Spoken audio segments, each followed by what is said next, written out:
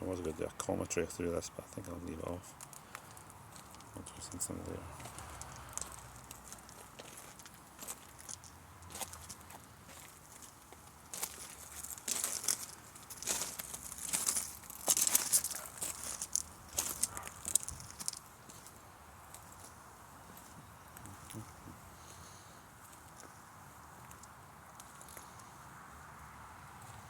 It's a good straight car, this one.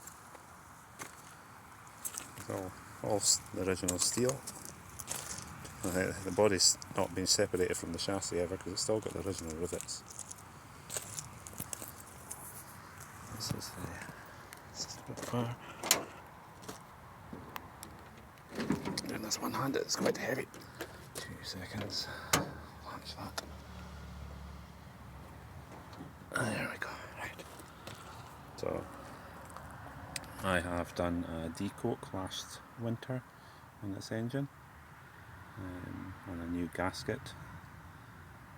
I took the front chain cover off and the chain had a tiny bit of slack, but I didn't think it was anywhere near the amount that justified replacing the chain. It runs really nice, so no point in doing too much for it. I've done a 3D printed air filter, which I managed to get hold of this adapter down here, which is quite rare. And it allows you to fit an air filter instead of the open, non-filtered, normal version of this. So that's a bit of peace of mind, to be honest, to have an air filter. It's just a foam filter, so it's dead easy to clean. I've got a rubber battery over here, still works fine.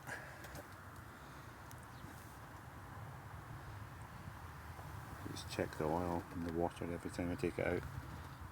The radiator is, I pressure tested this. I went over took the thing out, cleaned it, pressure tested it. It's fine, nothing at all. There's no leaks at all in it. It's actually in really good condition. The actual fins of the radiator are really pristine, to be honest. Not far off being brand new.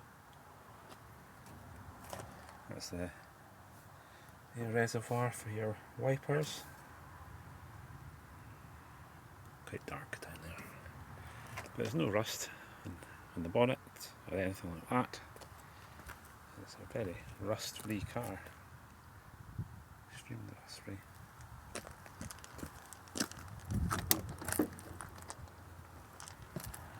See the bottom of the doors. It's all been, some owner in the past has filled the bottom of the doors up with cavity wax, so there's no rust at all.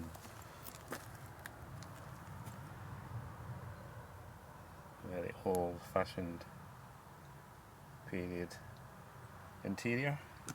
Got lots of Bakelite all over the car, and all of it is incredibly good. And look at that headlining. I mean, that's one of the things I really like about this car, is the absolutely beautiful job somebody did of this headlining. I mean, it is absolutely perfect. Fantastic job. I've put some seat belts in the back for the kids, and they're actually bolted through the steel of the body, so they're nice and sound and secure. Again, you can see all the Bakelite. It's absolutely beautiful. It even has these matching Bakelite sun visors, which are lovely. Fantastic things. There's the dashboard. So when I got the car, it was about 90-something thousand miles on it, and I actually went right round. It's quite funny to see it go to 0. So what I've done is I've done an early oil change, so that I could line it up. So every 1,000 miles it shows on here, it's time to do the oil, change the oil. So I do that every single time. It costs very little to do the oil. The only thing that doesn't work is the clock, as usual. It could probably get going again, but it's just going to run your battery down. Of no real use. It looks lovely, but that's about it. You know, got your glove box in here. What garbage have I got in there? Yep, typical glove box. I'll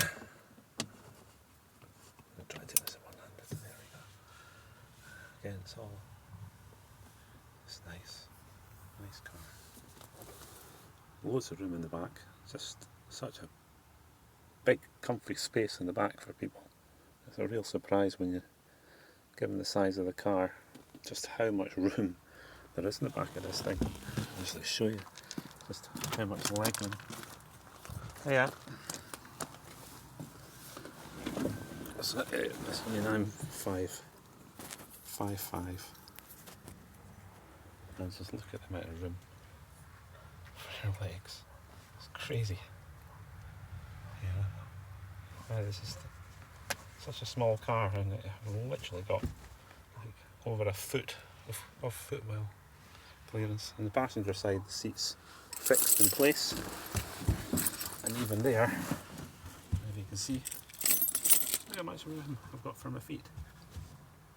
It's narrow in here, but it certainly doesn't feel cramped at all. Again, look at that headlining. Absolutely beautiful.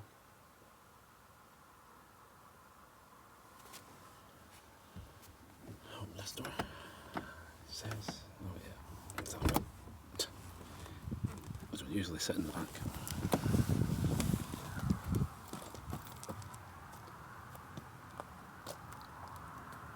All the doors. The only thing it could benefit from is actually some door seals. There's actually no door seals on it. So it does put these little felt pads, but that's, I didn't realise I actually had door seals until I looked at cars on the internet. But yeah, again, the door's lovely. No repairs, no nothing. Even when I opened the door, I took the door cards off to see if there was any weld repairs or new door skins. There's original doors. How the hell does that even work? You can have doors that old. So the tourniqueters, which are not connected, the wires do run right round. They were actually operating in the winter time. Well, I had them connected up to the battery, and I've put in a flashing LED. At some point I was going to wire them up, but both of them are operating perfectly, so there's no issues with those. So if you want, you could get them working again. No reason why not. This car's actually got a decent enough boot in it. You can actually put like 4 odd carrier bags in this thing. The only thing I was going to do was put some carpet. I'll just carpet the thing. The bags do slide around quite a lot, so a rubber mat or a carpet would be a good idea. But it carries a lot. I mean, I've even taken bags of big black bags to the rubbish tip and everything in this thing. So yeah, it's a practical car. That's the thing. You can literally use this as a summertime daily, which surprises a lot of people. How practical this thing is. It's nice. You've got fiberglass. This isn't canvas, this is fiberglass. Last owner told me this was a hot rod product and bonded in. Certainly, obviously there's no leaks going by the headlining, and it's quite sturdy stuff. It's going to last a long time. So that was a good improvement in the car. Anything to lie on so I can show you underneath the car. It's a wee bit low to actually look underneath, but you can see, or possibly underneath here, it's all very impressive. Nice and greasy and oily. Just put grease everywhere. You might notice the big magnet in the bottom of the sump, which I fed. It's a good idea. But yeah, I think it's partially a stainless steel exhaust, given the fact that it's not actually that rusty at all. But yeah, that's how it came. Very simple mechanics. Very easy to work on. You just grease everything, basically. comes out to look after this is just to cover it in grease. Look underneath the front as well.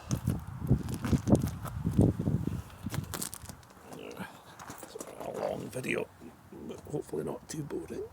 So yeah, there's the underside, the front. Very Model T Ford stuff underneath here. Model A and the Model T are very similar to this.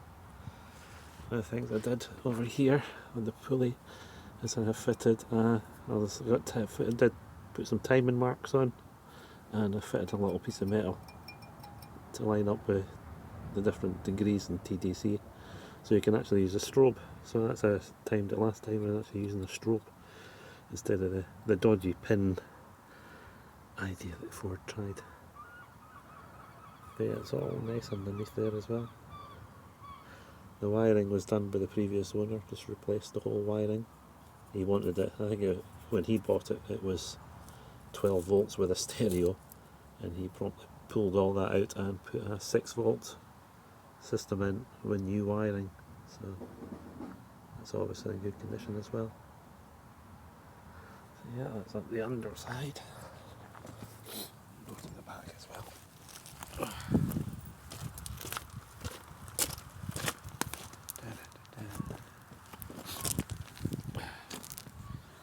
Hopefully my camera can even see this.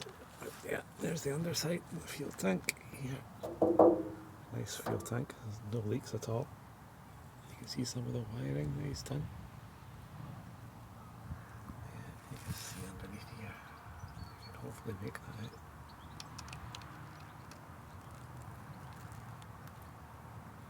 It's all super simple stuff. Changed the diff oil, the gear oil, and obviously the engine oil 10 times, but I changed all that after getting the car. But it's obviously been well looked after.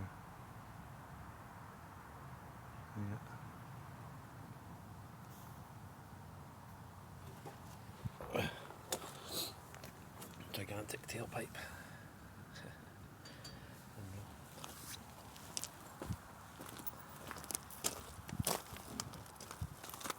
So yeah, we'll take it for a drive, I think. We'll attempt to film it.